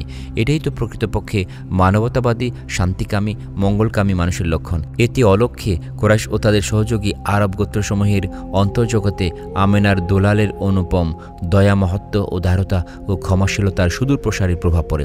উপরন্তু কুরাইশ ও অন্যান্য গোত্রসমূহের সর্বসাধারণ মানুষ সম্যক উপলব্ধি করেন যে এই পর্যন্ত কুরাইশ নেতৃবৃন্দ মুহাম্মদ সম্পর্কে যেসব কদর্য প্রচারণা প্রোপাগান্ডা চালিয়ে আসছে তার মূলে কোনো সত্য নিহিত নাই। প্রকৃতপক্ষে মুহাম্মদী শান্তিকামী, শান্তি রক্ষার স্বার্থে তিনি সঙ্গত প্রস্তাবই করেছেন। যত নাটির গরু কুরাইশরাই তারাই এ পর্যন্ত আরবময় জনগণের মাঝে অহেতুক বিভ্রান্তি ছড়িয়ে আসছে। জেদ, হঠকারিতা, অন্ধবিদ্বেষ চরিতার্থ করার অসৎ উদ্দেশ্য প্রণোদিত হয়ে তারা সমগ্র আরবে অশান্তি, হানাহানি আর যুদ্ধবিগ্রহের দাবানল প্রজ্বলিত করে তুলছে। সমগ্র আরব জনগণ হুদায়বিয়ার সন্ধির মধ্য দিয়ে এ বিষয়টা সম্যক হৃদয়ঙ্গম করতে সক্ষম হয়। সুতরাং মিত্রগোত্রগুলো কুরাইশদের প্রতি বিরূপ মনোভাবাপন্ন হয়ে ওঠে। পক্ষান্তরে হুদায়বিয়ার সন্ধির কল্যাণে মুসলমানগণ আরবের সর্বত্র লোকজনের সঙ্গে মেলামেশা করে ভাবের আদান প্রদানের সুযোগ লাভ করে। ফলে ইসলামের নবী ও মুসলমানদের বিরুদ্ধে কুরাইশ নেতৃবৃন্দ এই যাবৎ যে অপপ্রচার কুৎসারটনা করে আসছিল, আরব জনগণের নিকট তা মিথ্যা প্রতিপন্ন হতে শুরু করে। এই সুযোগ ইসলামের শিক্ষা, মুসলমানদের জীবনধারা সম্পর্কে আরবের সর্বসাধারণ মানুষ অবগত হতে থাকে। তাদের চরিত্র মাধুর্য ও মহত্ব দর্শনে মুগ্ধ হৃদয়ে মানুষ তাদের অনুসারী হতে শুরু করে। এভাবে হুদায়বিয়ার সন্ধির পরবর্তী 2 বছরের মধ্যে মুসলমানদের সংখ্যা দ্বিগুণ হয়ে যায়। হুদায়বিয়ার সন্ধি আন্তর্জাতিক ক্ষেত্রে ইসলাম প্রসারে এক সুবর্ণ সুযোগ এনে দেয়। যুদ্ধ বিগ্রহ বন্ধ থাকার সুযোগে রাসূলুল্লাহ সাল্লাল্লাহু আলাইহি ওয়াসাল্লাম দূত মারফত পত্র পাঠিয়ে পার্শ্ববর্তী রোম, পারস্য, সিরিয়া, ইস্কান্দারিয়া প্রভৃতি দেশের শাসকদের নিকট ইসলামের দাওয়াত পৌঁছান। এই সন্ধির কল্যাণে ইসলাম আন্তর্জাতিক ক্ষেত্রে প্রবেশ লাভ করে। এর আরেকটি উল্লেখযোগ্য সুফল হচ্ছে মুসলমানগণ ইসলাম প্রচার করে জনশক্তি বৃদ্ধির মাধ্যমে ভবিষ্যতে প্রতিপক্ষের সাথে প্রতিদ্বন্দ্বিতায় অবতীর্ণ হবার শক্তি লাভ করে। এবারে পাঠ করছি 7ম হিজরি সনের ঘটনাসমূহ। খাইবর অভিযানের পটভূমি। পরীক্ষার যুদ্ধ পর্যন্ত মদিনার পার্শ্ববর্তী এলাকার ইহুদি গোত্রসমূহ কুরাইশদের যোগসাজশে ইসলাম ও মুসলমানদের মূলোৎপাটনের চেষ্টার কোনো প্রকার ত্রুটি করে নাই। পরীক্ষার যুদ্ধে ইহুদিদের বিশ্বাসঘাতকতা, কপটতা, শঠতা কুরাইশদের নিকট সুস্পষ্ট রূপে ধরা পড়ে। ফলে উভয় পক্ষের মধ্যে অনৈক্য ও অবিশ্বাসের সূত্রপাত হয়। এই অবস্থায় বিশ্বাসঘাতক ধূর্ত ইহুদি দলপতিরা আরবে অবস্থিত পৌত্তলিক ও মুসলমানদের পরস্পরের বিরুদ্ধে যুদ্ধবিগ্রহে লাগিয়ে ফায়দা লোটার সুযোগের অপেক্ষায় থাকে। তারা বুঝতে পারল পরীক্ষা যুদ্ধে কুরাইশদের সামরিক ও অর্থনৈতিক শক্তি একেবারে চূর্ণ বিচূর্ণ হয়ে পড়েছে, যে কারণে ইতিমধ্যে তারা মুসলমানদের সাথে একটি সন্ধি চুক্তিতেও উপনীত হতে বাধ্য হয়েছে। সুতরাং কৌশল কালেও কুরাইশদের পক্ষে মদিনা আক্রমণ করা আর সম্ভবপর হবে না। পক্ষান্তরে অর্ধযুগব্যাপী কুরাইশদের সাথে বিভিন্ন যুদ্ধে মুসলমানদের শক্তি ক্ষমতাও বিপুল পরিমাণে ক্ষয় হয়েছে। মুসলমান ও কুরাইশ পক্ষের সামরিক এবং অর্থনৈতিক শক্তির ক্ষয়িষ্ণুতার কথা চিন্তা করে ইহুদিরা মুসলমানদের বিরুদ্ধে লালিত বাসনা চরিতার্থ করতে সঙ্গোপনে কর্মক্ষেত্রে অবতরণ করে। ইহুদিদের তৎকালীন কেন্দ্রভূমি খাইবরেও আরব ইহুদিদের ষড়যন্ত্র চিন্তার ঢেউ লাগে এবং তাদের মাঝে সাজ রব পড়ে যায়। মুসলমানদের নিকট বিজিত হবার পূর্বে খাইবরের অবস্থা। খাইবর নামকরণের পেছনে 2টি অভিমত দেখতে পাওয়া যায়। কেউ বলেন ইব্রানি ভাষায় দুর্গকে খাইবর বলা হয়। যেহেতু এই এলাকা ক্ষুদ্র বৃহৎ অনেক দুর্গ দ্বারা সুরক্ষিত, তাই এর নামকরণ খাইবর হয়েছে। কারো মতে দুধর্ষ আমালেকা গোত্রসম্ভূত খাইবর নামক জনৈক ব্যক্তি এই এলাকায় বাস করত বলে এর নাম হয়েছে খাইবর। খাইবর মদিনা হতে সিরিয়া গমনের পথে 3 মঞ্জিল দূরে সিরিয়ার প্রান্তদেশে অবস্থিত একটি এলাকার নাম। মদিনা হতে নির্বাসিত ইহুদিরা ধীরে ধীরে খাইবর সমবেত হতে থাকে। খাইবর ক্ষুদ্র বৃহৎ অনেক দুর্গ দ্বারা সুরক্ষিত এক শস্যশ্যামলা এলাকা। দীর্ঘকাল থেকে স্থানটি ইহুদিদের কেন্দ্রভূমি। উপরন্তু মদিনা হতে নির্বাসিত ইহুদিরা এখানে সমবেত হওয়ায় তাদের শক্তি উদ্যম বহুগুণে বৃদ্ধি পায়। তারা মুসলমানদেরকে বিপর্যস্ত করার উদ্দেশ্যে দ্রুতগতিতে কার্যক্ষেত্রে অগ্রসর হয়। পরবর্তী ঘটনাবলী তা সুস্পষ্ট রূপে প্রমাণ করে। হুদায়বিয়ার সন্ধির কালে মুসলমানগণ একটু শান্তি স্বস্তির জীবন কাটাতে চেয়েছিলেন, কিন্তু ষড়যন্ত্রপ্রিয় কুটিল ইহুদিদের কারণে তাও আর সম্ভব হলো না। মদিনা আক্রমণের ষড়যন্ত্র ও মুসলমানদের উপর অত্যাচার। পরীক্ষা যুদ্ধের পর খাইবর এলাকাকে কেন্দ্রভূমি করে ইহুদিরা ইসলাম ও মুসলমানদের বিরুদ্ধে নানা প্রকার ষড়যন্ত্র জাল বিস্তার করতে থাকে। নিজেদের ষড়যন্ত্র সফল করতে ইহুদিরা নেতৃবৃন্দ প্রথমত আরবের বিভিন্ন এলাকায় ছড়িয়ে ছিটিয়ে থাকা ইহুদিদের সাথে গোপন যোগাযোগ গড়ে তুলে তাদেরকে মুসলমানদের বিরুদ্ধে সংগঠিত করতে থাকে। তারা ইসলাম ও মুসলমানদের চিরশত্রু গাতফান গোত্রের সাথে সখ্যতা স্থাপন করে তাদেরকে মুসলমানদের বিরুদ্ধে দাঁড়াতে উত্তেজিত করে। ইহুদি দলপতি আবু রাফে এই উদ্দেশ্য সাধনে গাতফান ও তৎপার্শ্ববর্তী পৌত্তলিক গোত্রসমূহকে একত্র করে বিশাল এক সেনাবাহিনী গড়ে তোলে। আবু রাফির অর্থ সাহায্যে পৌত্তলিক গোত্রসমূহকে মদিনার উপর আক্রমণ চালানোর জন্য সর্বতোভাবে প্রস্তুত রাখা হয়। তারপরে ইয়াসির বিন রাজিম নামক জনৈক ব্যক্তি ইহুদিদের দলপতি নির্বাচিত হয়। সেও তার পূর্বসূরির পদাঙ্ক অনুসরণ করে মুসলমানদের বিরুদ্ধে যুদ্ধ করার জন্য গাতফান গোত্রের লোকদের খাইবর সমবেত করে।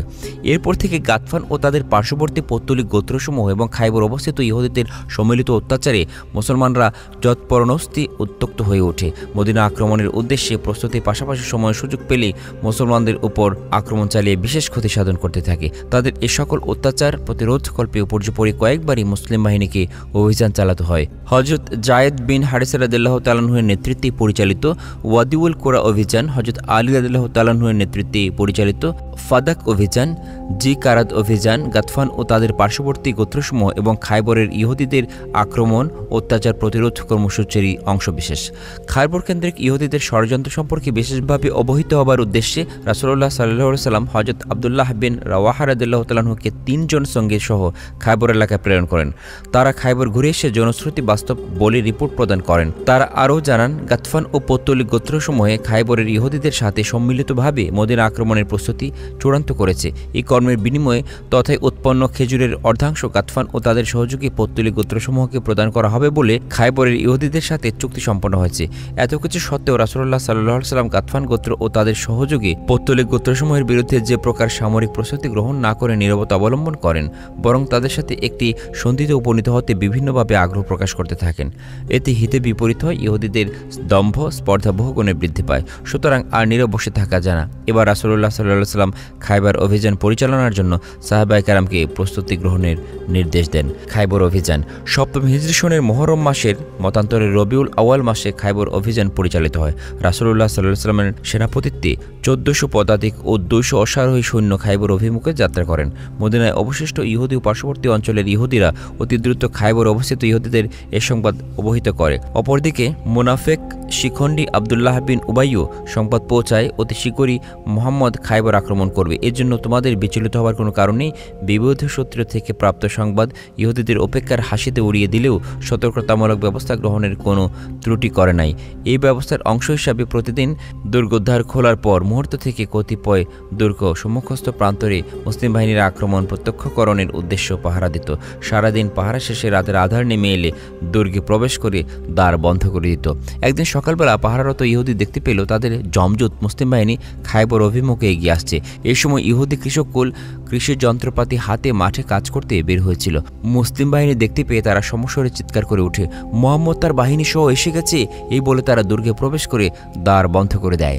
দুর্গ অবরোধ ইহুদি জাতি ষড়যন্ত্র, কুটিলতা, গুপ্তহত্যা, লুণ্ঠন ইত্যাদি কর্মে বিশেষ সিদ্ধহস্ত হলেও সম্মুখ সমরে অবতরণের সৎসাহস তাদের কোনো কালই ছিল না। সুতরাং জাতিগত স্বভাব হেতু মুসলিম বাহিনীকে দেখেই তাদের সব বীরত্ব, দম্ভ, স্পর্ধা কর্পূরের মতো উড়ে যায়। তারা দুর্গে প্রবেশ করে বীর পঙ্গবের মতো দ্বার বন্ধ করে গাতফান গোত্রীয় বন্ধু এবং তাদের সহযোগীদের আক্রমণ প্রতীক্ষায় থাকে। কিন্তু তাদের আশা যে কোনো কালই বাস্তবতার মুখ দেখার নয়, এটা হতভাগাদের তখন অনুভূত হয় নাই। রাসূলুল্লাহ সাল্লাল্লাহু আলাইহি ওয়াসাল্লাম গাতফান ও তাদের সহযোগী পৌত্তলিক গোত্রসমূহের ষড়যন্ত্র, গোপন যোগসাজশ সম্পর্কে পূর্ব থেকেই অবহিত ছিলেন বলে এমনভাবে সৈন্য পরিচালনা করেন যাতে গাতফানিদের সাহায্যে লাভের আশা খাইবরের ইহুদিদের কোনো কালেই পূর্ণ হতে না পারে। কারণ গাতফানিরা যখন দেখল মাত্র ১৬০০ সৈন্য সমবিহারে খাইবার অভিযান পরিচালিত হচ্ছে, তখন তারা ধারণা করলো অবশ্যই পেছনে আরেকটি বিরাট বাহিনী রয়ে গেছে। এখন যদি আমরা খাইবরের ইহুদিদের সাহায্যার্থে অগ্রসর হই, তাহলে পেছনে থাকা মুসলিম বাহিনী আমাদের অরক্ষিত পল্লীগুলো আক্রমণ করবে। এতে আমরা মুসলিম বাহিনীর বেড়াজালে আটকা পড়ে ধনে প্রাণে নিষ্পেষিত হব। এই ভাবনা থেকে গাতফানিরা তাদের সব অঙ্গীকার মিত্রতা বিস্তৃত হয়ে শান্ত সবুজ বালকের মতো নিজ পল্লীতে অবস্থান করতে থাকে। মুসলিম বাহিনী খাইবরের দুর্গসমূহের চতুষ্পার্শ্বে কড়া অবরোধ আরোপ করে। এই অবরোধের ফলে পৌত্তলিক ও গাতফানি বন্ধুদের সাহায্যের আশায় আশান্বিত ইহুদিদের দুর্ভোগের আর কোনো সীমা সরহদ থাকে নাই। দুর্গ আক্রমণ রাসূলুল্লাহ সাল্লাল্লাহু আলাইহি ওয়াসাল্লাম ইহুদিদের দুর্গ অবরোধ করেও তাদের সাথে একটি সন্ধি চুক্তিতে উপনীত হবার জন্য চেষ্টা চালান। কিন্তু গাতফান ও সহযোগী পৌত্তলিক গোত্রসমূহের প্রতিশ্রুত সাহায্যের অমূলক আশায় তারা দম্ভ আর স্পর্ধা প্রদর্শন করে চলেছে। তাদের সে আশায় গড়ে যে বালি তা বোঝার সৌভাগ্যের দুর্ভাগ্যদের হয় নাই। রাসূলুল্লাহ সাল্লাল্লাহু আলাইহি ওয়াসাল্লাম যখন হৃদয়ঙ্গম করলেন ইহুদিরা যুদ্ধ না করে নিরস্ত্র হবে না, তখন তিনি মুসলমানদের ওয়াজ নসিহত করে জিহাদের জন্য উৎসাহিত করেন। তখনও মুসলমানগণ একেবারেই নিঃসম্বল ১৬০০ সৈন্য খাদ্যদ্রব্য হিসাবে কিছু ছাত্র সঙ্গে এনেছেন। দীর্ঘ অবরোধের ফলে তাও প্রায় নিঃশেষ। মুসলিম বাহিনী ক্ষুধা তৃষ্ণায় খুবই কষ্ট পেতে লাগলো। ওদিকে সন্ধির প্রস্তাব অগ্রাহ্য করে ইহুদিরা দুর্গ প্রাচীর, গম্বুজ ও তোরণের উপর থেকে ইট, পাথর তীর সড়কি ইত্যাদি নিক্ষেপ করে মুসলমানদের ধন প্রাণের ক্ষতি করেই চলছে। তখন রাসূলুল্লাহ সাল্লাল্লাহু আলাইহি ওয়াসাল্লাম মুসলিম বাহিনীকে দুর্গ আক্রমণের নির্দেশ দেন। আদেশ পাওয়া মাত্র মুসলিম বাহিনী আল্লাহু আকবার ধ্বনিতে উচ্চারণ করে আক্রমণ শুরু করে। এই আক্রমণ পরিচালনায় নেতৃত্ব দানকারী ইহুদিদের নিক্ষিপ্ত ভারী প্রস্তরাঘাতে কয়েকজন মুসলিম শহীদ হন। এতে মুসলমানদের মাঝে যে চাঞ্চল্য সৃষ্টি হয় তা খুদ পিপাসাজনিত অবসাদ অবসন্নতার স্থলে নবোদ্যম ও শক্তির সঞ্চার করে। দেখতে দেখতে ইহুদিদের নায়েম দুর্গ তোরণে মুসলিম বাহিনীর বিজয় পতাকা উড্ডীন হয়। নায়েম পর আরও কয়েকটি দুর্গ মুসলিম বাহিনীর পদানত হয়। সবশেষে তারা খাইবরের সবচাইতে সুরক্ষিত দুর্গ কামুসের উপর আক্রমণ পরিচালনা করে। প্রখ্যাত বীর মারহাব ছিল এ দুর্গের অধিনায়ক। আরবে তখন কিংবদন্তি ছিল মারহাব একাই 1000 সৈন্যের বিরুদ্ধে যুদ্ধ করতে সক্ষম। নিজের অধিনায়কত্বাধীন দুর্গ আক্রান্ত হতে দেখে বীর মারহাব মস্তহত্যের মতো ছুটে এসে ময়দানে নেমে আরবে প্রচলিত যুদ্ধপ্রথা অনুসারে প্রতিদ্বন্দ্বীর জন্য ব্যগ্রতা বেকুলতা প্রকাশ করতে থাকে। তখন সাহাবী আমের রাদিয়াল্লাহু তাআলা আনহু রাসূলুল্লাহ সাল্লাল্লাহু আলাইহি ওয়াসাল্লামের অনুমতিক্রমে মারহাবের মোকাবেলায় প্রবৃত্ত হন। মোকাবেলারত অবস্থায় ঘটনাক্রমে আমের রাদিয়াল্লাহু তাআলা আনহু নিচে পড়ে যান এবং অতি ক্ষিপ্রতার সাথে তরবারি চালাতে গিয়ে নিজের তরবারির আঘাতেই শাহাদাত লাভ করেন। তার শহীদ হবার পর সাহাবী হযরত মুহাম্মদ বিন মাসলামা রাদিয়াল্লাহু তাআলা আনহু উলঙ্গ তরবারি হস্তে মারহাবের উপর আপতিত হয়ে তাকে ভীষণভাবে আহত করেন। এ সময় বীরকুল শ্রেষ্ঠ হযরত আলী রাদিয়াল্লাহু তাআলা আনহু অগ্রসর হয়ে তরবারির এক আঘাতেই মারহাবাকে জমালয়ে পৌঁছে দেন।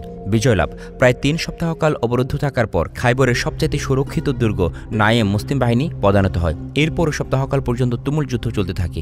একের পর এক সব দুর্গ মুসলিম বাহিনীর পদানত হতে দেখে ইহুদিরা নিরুপায় অবস্থায় অস্ত্র ত্যাগ করে রাসূলুল্লাহ সাল্লাল্লাহু আলাইহি ওয়াসাল্লামের নিকট আত্মসমর্পণ করে।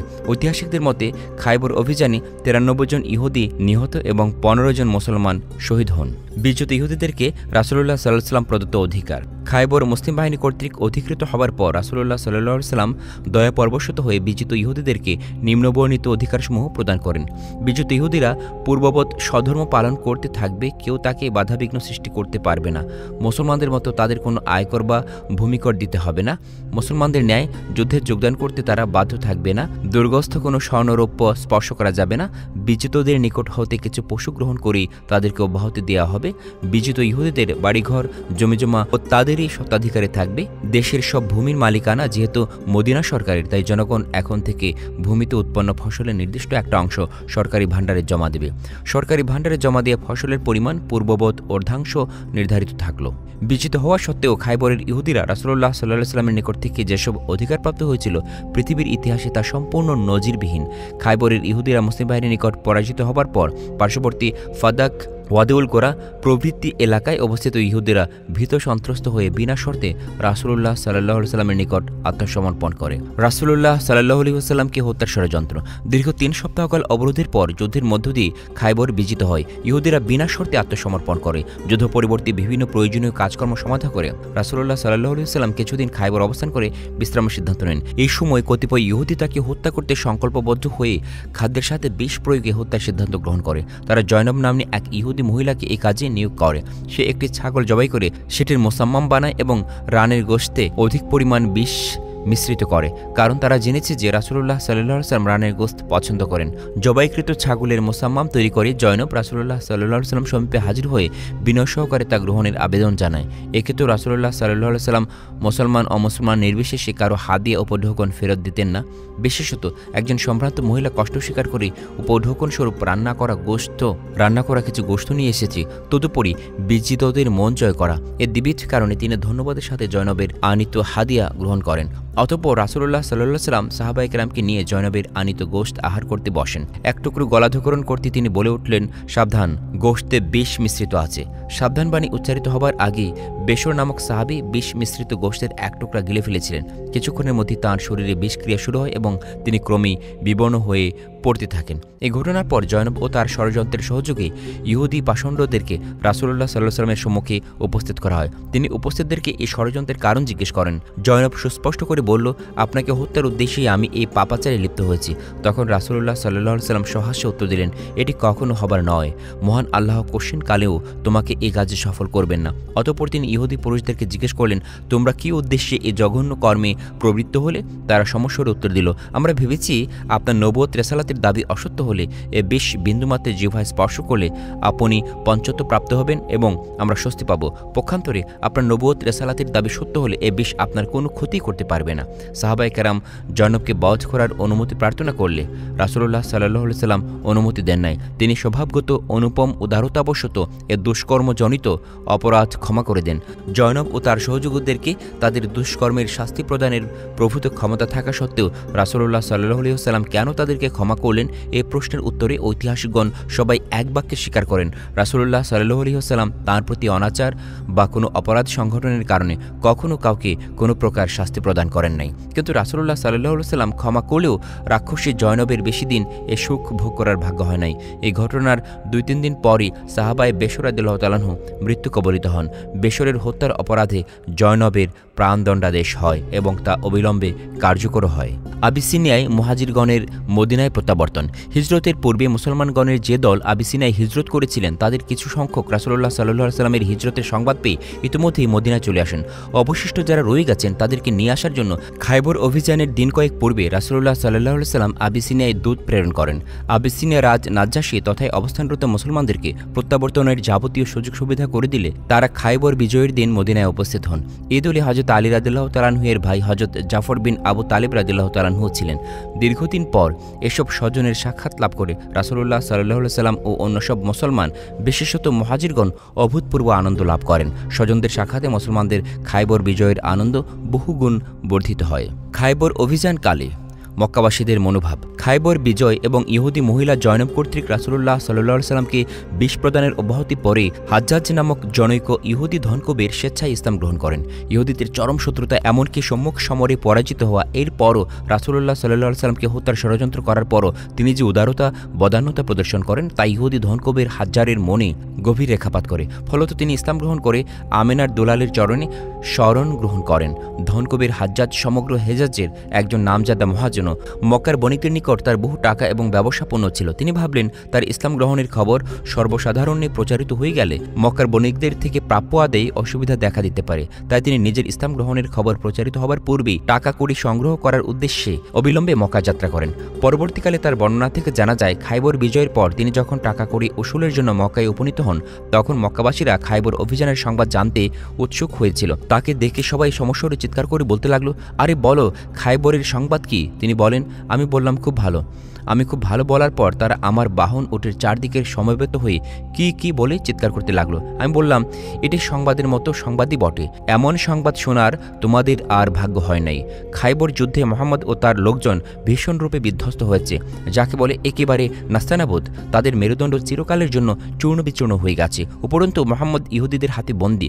খায়বর প্রধানদের অভিমত মোহাম্মদকে বেঁধে মক্কায় চালান দেবে, তোমরা সহস্তে তার মুন্ডুপাত করবে। ইহুদি মহাজন নবদীক্ষিত মুসলমান, ইসলামের শিক্ষা আচার আচরণ ও একজন সম্মানিত ব্যক্তি সম্পর্কে আলোচনায় শালীন রীতিবোধ তার মাঝে তখনও সুপ্রতিষ্ঠা পায় নাই। যাক, হাজারের বলার পর লোকগুলো ঊর্ধ্বশ্বাসে মক্কা পানে ছুটে যায় এবং তার দেয়া খবর প্রচার করে মক্কা শহরটা একেবারে সরগরম করে তোলে। এদিকে হাজ্জাজও নগরীতে প্রবেশ করে জমকালো আসর জমিয়ে বসেন। গল্প গুজবের মাধ্যমে সকলকে মাতিয়ে অবশেষে কাজের কথা পারলেন। বললেন, মোহাম্মদ ও তার অনুসারীদের পরাজিত হবার সংবাদে তোমরা যে আনন্দোৎসব, আমরাও তাতে শরিক হবার সংকল্প করছি, কিন্তু এখন অনেক কাজ, তাই সম্ভব হচ্ছে না। মোহাম্মদের অবস্থা তো শুনলে, তবে এখনও নিশ্চিত হবার উপায় নেই কখন পরিস্থিতি কোন দিকে মোড় নেয়। তদুপরি তার ভক্ত ও অনুরক্তের দলও একেবারে যে সে বস্তু নয়, তাদের অসাধ্য কোনো কাজ নাই। তারা কখন কি কাণ্ড ঘটিয়ে বসে তার কোনো ঠিক ঠিকানা নাই। সুতরাং আমরা সিদ্ধান্ত নিয়েছি মুসলমানরা নিজেদেরকে সামলে নেবার পূর্বেই মদিনায় আক্রমণ চালিয়ে লণ্ডভণ্ড করে ফেলতে হবে। তবে এটা কাজের মতো কাজ হবে। এই কাজে অনেক অর্থ সম্পদের দরকার। দীর্ঘদিনের যুদ্ধবিগ্রহে আমাদের সব সঞ্চয় নিঃশেষ। আমরা ইহুদিরা মদিনা আক্রমণের কাজে নিজেদের যথাসর্বস্ব ব্যয় করার সংকল্প করেছি। তাই এই সময় তোমাদের নিকট আসা। অতএব কাল বিলম্ব না করে তোমাদের নিকট আমার পাওনা টাকা পয়সাগুলো দিয়ে দাও। আমি যথাশীঘ্র সম্ভব খায়বরে গিয়ে কাজ শুরু করি। বিলম্বে আমার সমগ্র পরিকল্পনায় ভেস্তে যাবে। এই প্রকার চাল চেলে ধনকুবের হাজ্জাজ মক্কাবাসীদের নিকট থেকে কানাকড়ি সহ পাওনা উসুল করে খায়বরের উদ্দেশ্যে রওনা করেন। যাত্রার প্রাক্কালে তিনি রাসূলুল্লাহ সাল্লাল্লাহু আলাইহি সাল্লামের চাচা হযরত আব্বাস বিন আব্দুল মুতালেবকে খায়বর বিজয়ের সংবাদ অবহিত করে যান। হাজ্জাজ বারণ করেছিলেন তার মক্কা ত্যাগের 3 দিনের মধ্যে বাস্তব ঘটনা যেন কারো কাছে ব্যক্ত করা না হয়। হাজ্জাজের মক্কা ত্যাগের চতুর্থ দিনে হযরত আব্বাস রাদিয়াল্লাহু তাআলা আনহু কালো বর্ণের জুব্বা পরে বের হন। এতে সবাই তাকে বিদ্রূপ করে বলতে লাগলো, আপনি তো দেখছি পূর্ব থেকেই ভাতিজার জন্য শোকবেশ ধারণ করে বসেছেন। তিনি বিদ্রূপকারীদের ধিক্কার দিয়ে বললেন, হতভাগার দল, সময় আছে, এখন সাবধান হও। আল্লাহর আলো মুখের ফুৎকার নেভানোর সাধ্য তোমাদের নাই। এতে ফুৎকারকারীর মুখ পোড়া যাবে, কিন্তু আল্লাহর প্রজ্বলিত আলো নির্বাপিত হবে না। তিনি আরও বললেন, আমি শোক বেশ নয়, উৎসবের বেশ ধারণ করেছি। আমার ভাতিজা খাইবর অভিযানে সম্পূর্ণরূপে বিজয়ী হয়েছেন।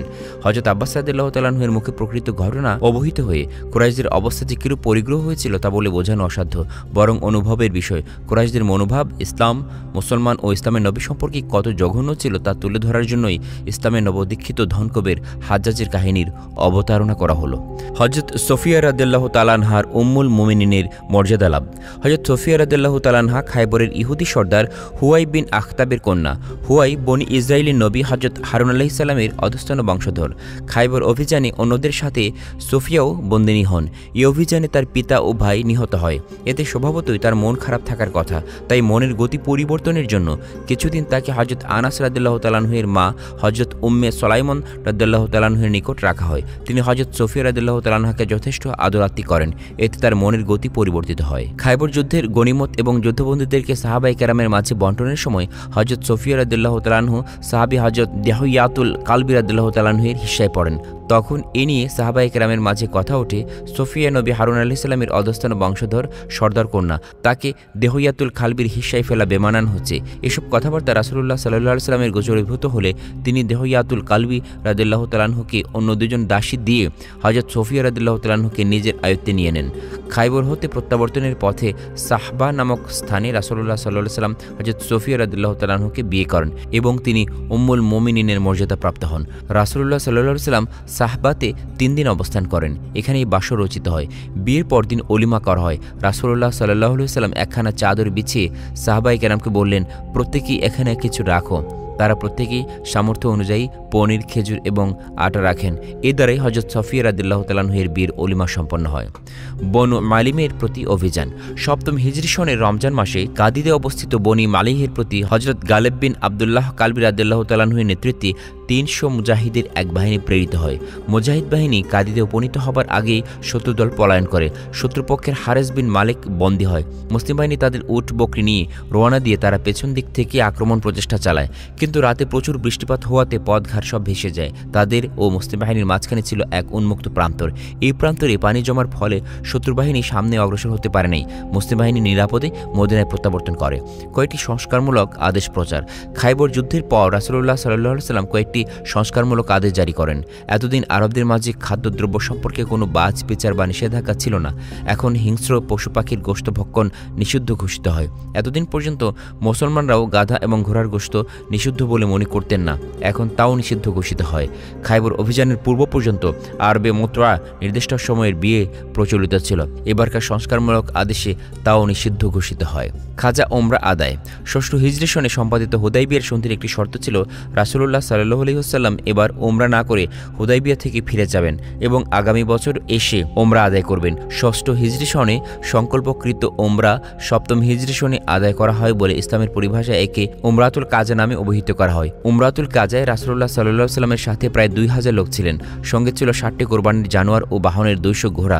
এ সময় রাসূলুল্লাহ সাল্লাল্লাহু আলাইহি ওয়াসাল্লাম মদিনার শাসনভার হযরত আবু যর গিফারি রাদিয়াল্লাহু তাআলা আনহুর উপর ন্যস্ত করে যান। যারা হুদাইবিয়ার সন্ধির সময় উপস্থিত ছিলেন তাদের সবাইকে এবার যাত্রায় নির্দেশ প্রদান করা হয়। রাসূলুল্লাহ সাল্লাল্লাহু আলাইহি ওয়াসাল্লাম জিলকদ মাসে মদিনা ত্যাগ করে যথাসময়ে মক্কায় উপনীত হন এবং সন্ধির শর্ত মোতাবেক ওমরা সম্পাদন করেন। সন্ধির শর্ত অনুসারে রাসূলুল্লাহ সাল্লাল্লাহু আলাইহি ওয়াসাল্লাম ও তার সঙ্গী সাথীদের মক্কায় প্রবেশ এবং ওমরা আদায়ে বাধা আরোপের অধিকার যদিও কুরাইশদের ছিল না, তবে এ দৃশ্য চোখে দেখার ধৈর্য তাদের হয় নাই। তাই দুঃখে ক্ষোভে মুসলমানগণ মক্কায় অবস্থানকালীন সবটুকু সময় তারা নগরীর বাইরে আবু কুরাইশ পর্বত উপত্যকায় অবস্থান করে কাটায়।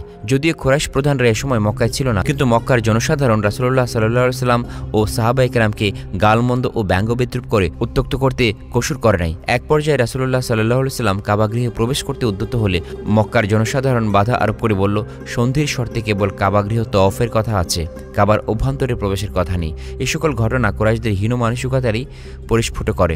রাসূলুল্লাহ সাল্লাল্লাহু আলাইহি ওয়াসাল্লাম নিজের উদারতা ও মহত্বগুণে মক্কাবাসীর এসব দুর্ব্যবহার ক্ষমাসুন্দর দৃষ্টিতে দেখেন। সাহাবী হযরত আব্দুল্লাহ বিন রাওয়াহা রাদিয়াল্লাহু তাআলা আনহু রণসঙ্গীত আবৃত্তি করতে শুরু করলে এতে মক্কাবাসীর মনে বেদনা ও উত্তেজনার সৃষ্টি হতে পারে মনে করে তাকে বারণ করেন। কুরাইশদের দুর্ব্যবহারে একসময় আনসার প্রধান হযরত সাদ বিন উবাদা রাদিয়াল্লাহু তাআলা আনহু উত্তেজিত হয়ে পড়লে রাসূলুল্লাহ সাল্লাল্লাহু আলাইহি ওয়াসাল্লাম তাঁকেও ধৈর্য সহনশীলতা অবলম্বনের উপদেশ দেন। 3 দিন অবস্থান করার পর কাফেররা হযরত আলী রাদিয়াল্লাহু তাআলা আনহু এর মারফত সন্ধির শর্ত স্মরণ করে দেয়। চতুর্থ দিন রাসূলুল্লাহ সাল্লাল্লাহু আলাইহি ওয়াসাল্লাম সঙ্গী সাথীদেরকে সহ মক্কা শরীফ ত্যাগ করেন। নেতৃবৃন্দের প্ররোচনায় মক্কার সাধারণ জনগণ এবং মধ্যবর্তী জনগোষ্ঠী যদিও রাসূলুল্লাহ সাল্লাল্লাহু আলাইহি ওয়াসাল্লাম ও মুসলমানদের সঙ্গে দুর্ব্যবহার অপব্যবহার এক শেষ করে, তবে সাথে সাথে রাসূলুল্লাহ সাল্লাল্লাহু আলাইহি ওয়াসাল্লাম এবং তার অনুসারীদের উদার ব্যবহারে মুগ্ধ বিমোহিত হয়। ফলে কুরাইশদের কয়েকজন প্রধান ব্যক্তি পরবর্তীতে মদিনায় উপস্থিত হয়ে ইসলাম গ্রহণ করে। এদের মধ্যে হযরত খালিদ বিন ওলীদ ও হযরত আমর ইবনুল আস রাদিয়াল্লাহু তাআলা আনহুর নাম উল্লেখযোগ্য। মায়মুনা রাদিয়াল্লাহু তাআলা আনহার সঙ্গে রাসূলুল্লাহ সাল্লাল্লাহু আলাইহি ওয়াসাল্লামের বিয়ে।